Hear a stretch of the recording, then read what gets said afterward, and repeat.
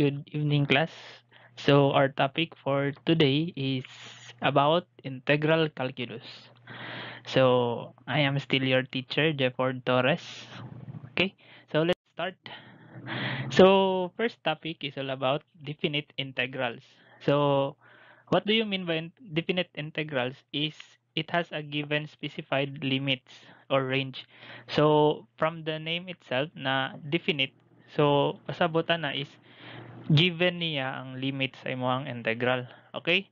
So, like for example, sa atong example number 1, evaluate integral of x squared times square root of 1 plus x cubed. So, ang limit niya is from 0 to 2. Okay?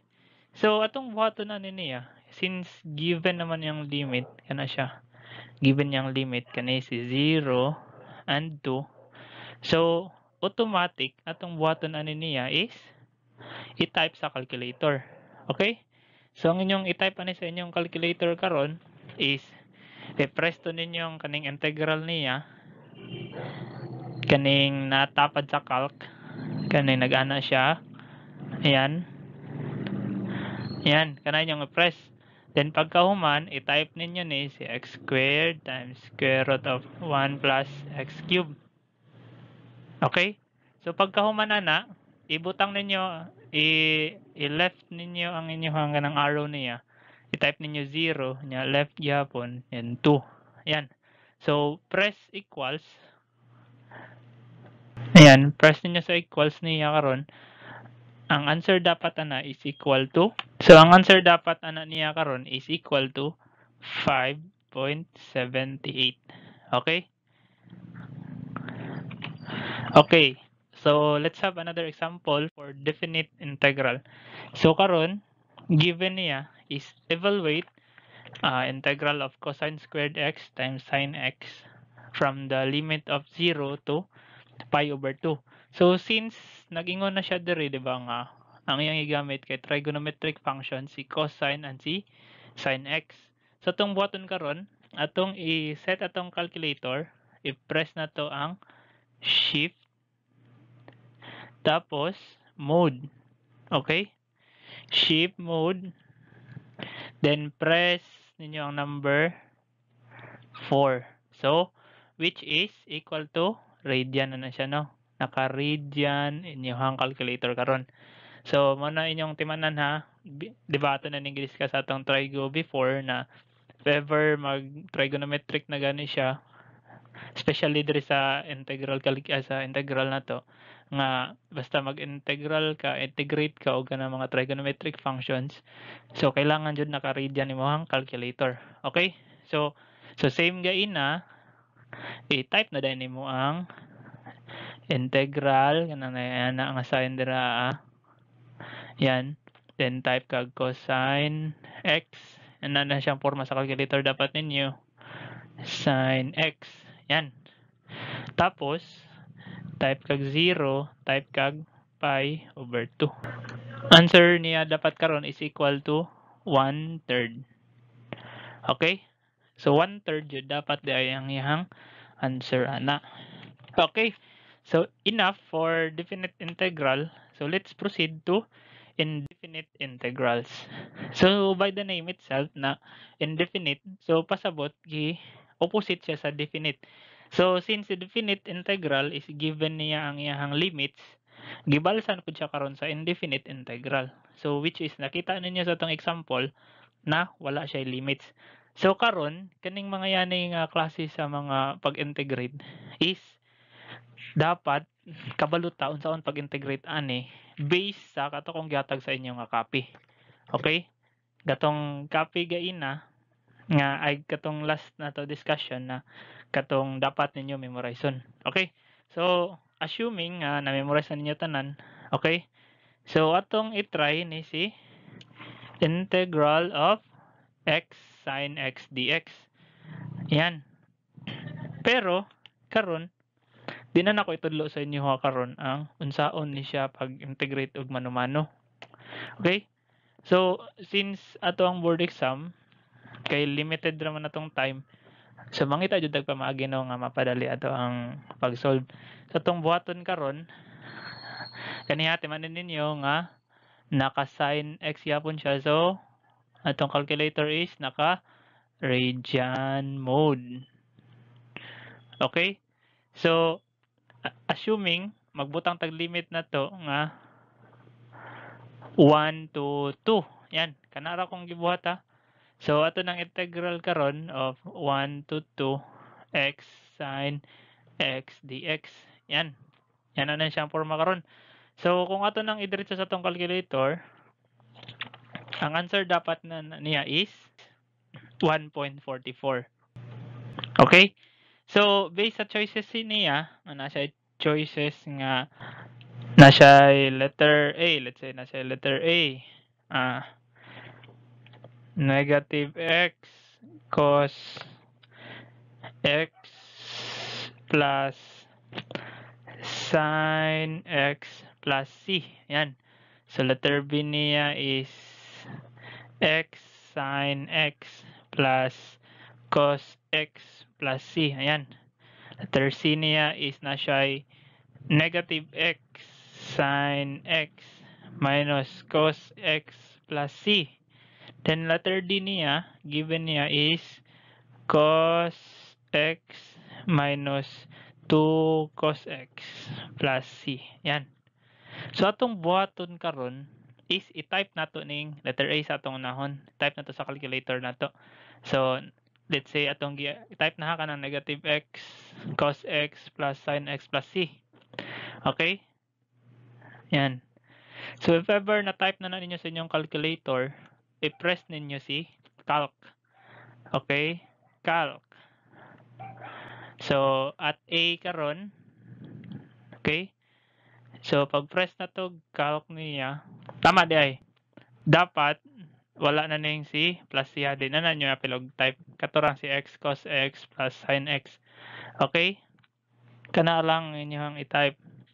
So pag press ninyo calc, i-type ninyo una at 2.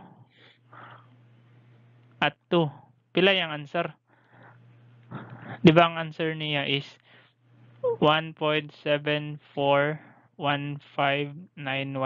Yan. So, i-press na to trong calc. I-type na to ang number 1. Ang answer niya is 0.3011686. Yan, ano nansa. So, atong buhaton karon, i-minus na to tong gikan sa limit. So, tong upper minus lower. Okay?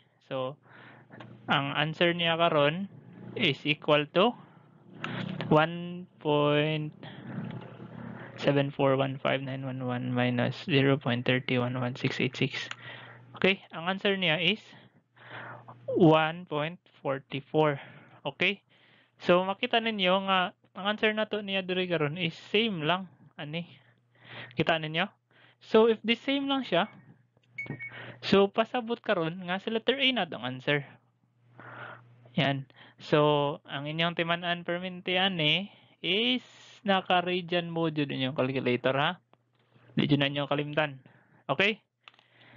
So if ever wala na kuan na question, mag-proceed na to sa next topic. So next topic na to is same lang gihapon. Higher integral na lang. Okay? Higher integral. So si higher integral daw. So higher integral daw means integrating an equation with respect to more than one variable at a time.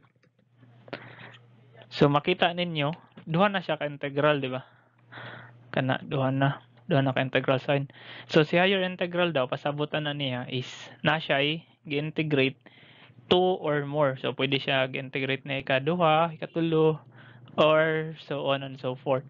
Okay? So karon, pag-evaluate ani is makita nato, di ba, ang sa sulod niya nga isa lang ka variable ang given niya, kanilang si x cube, di ba? Makita ninyo.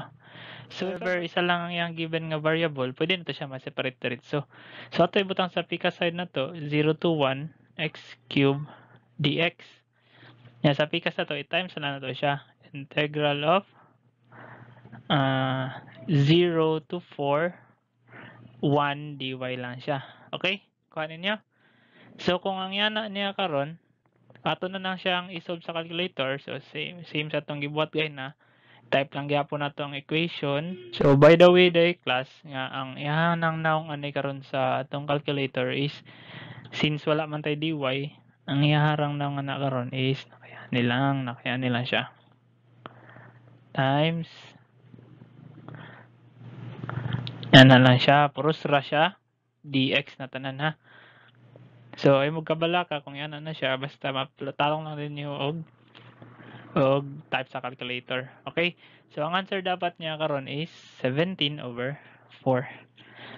So kung matarong na ninyo type sa calculator ninyo, ang answer na dapat, okay, so kung matarong na ninyo type sa inyong calculator, same sa atong gibuhat kay na, ang atong answer na dapat na niya nga result is 1. Okay? Next topic na to is all about displacement, velocity, and acceleration. So, nganong matingala mo, nganong naman punta yan sa integral nato. Okay? So, dapat man ani, di ba, kay naara siya sa ato ang dynamics. Di ba? Ato ma-remember na siya sa dynamics. Pero nganong involved si integral.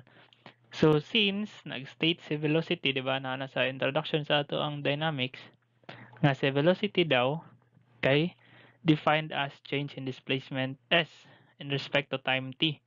Yan. So, si velocity daw, kung ato siyang ibuhatan ng equation, is sa derivative ni distance niya with respect to time. So, ds over dt. Okay? Or simply means nga si velocity niya is distance over time. Diba? So, si acceleration pod is kuan pod siya. Defined as change in velocity in respect to time. Ayan. So, si acceleration is dv over dt. Yan. Kita na to, di ba? Ito. Yan siya. So, simply means, nga si acceleration karon is equal to d squared s over dt squared. Yan. Okay? Kuha ninyo. Okay. So, food for the brain. So, si velocity daw is a vector quantity while speed is a scalar quantity. So, displacement is a vector quantity while distance is a scalar quantity. Okay. Proceed sa atong first example.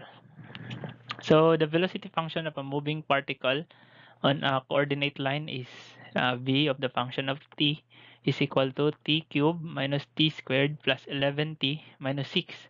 So, during 1 at time is equal to 1 to time is equal to 4, find the blank. So, A, total distance traveled by the particle, and B, displacement traveled by the particle. So, unsa tong buhaton? Simple ra ni no.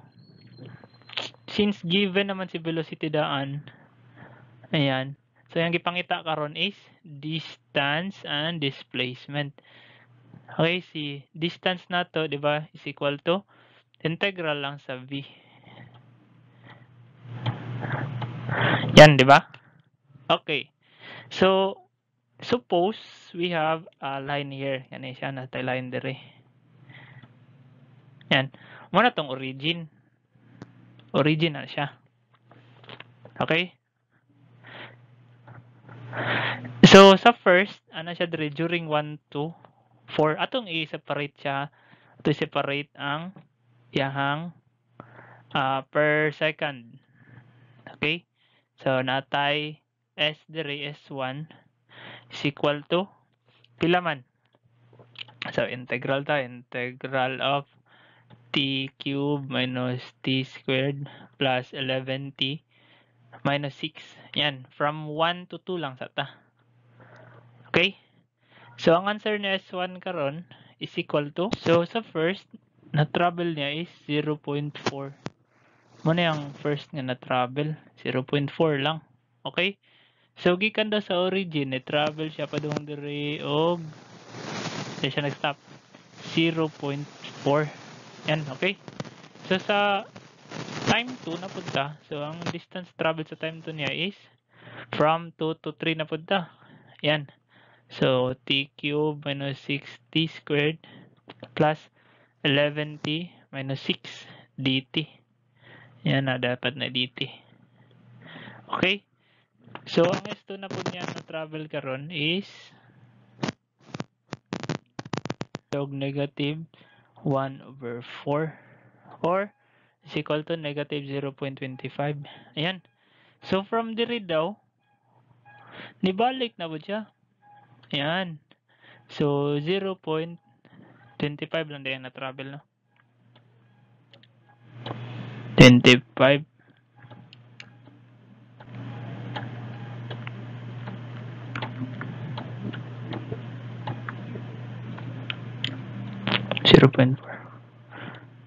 Mali din na ganyan, ano? Dapat dili 0.25. Yan. Sorry. 0.25. Yan. Okay? Nibalik siya 0.25. So at the time nga train na punta, third time na pud niya is from 3 to 4 na punta. Okay? 3 to 4. So same lang gyapon.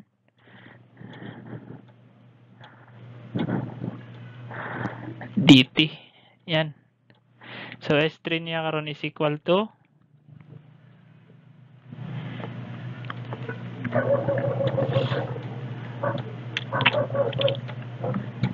2.25, positive 2.25. Yan. Okay. So niadto na pud siya didto. Padung didto og 2.25 na siya. Okay? So sa letter A, pila yang total distance traveled? Kani siya. Total distance traveled. So ang total distance travel niya is kani, di ba, niadto siya didto 0.25 plus 0.25 na pod plus 2.25. So ang total distance nga na travel niya karon is 2.75. Okay, sabtan ninyo.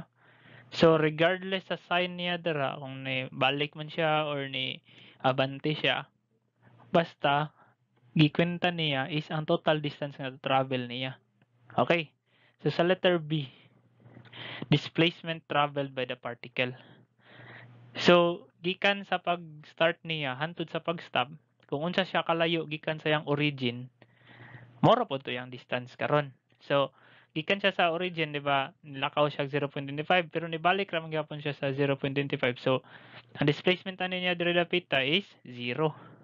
Pero after sa ika last nga second niya, ni travel pa man siya 2.25. So ang displacement niya diri karon is 2.25 na. Okay? So ang answer sa letter B is 2.25. Yan. Sabtan. Okay. So next.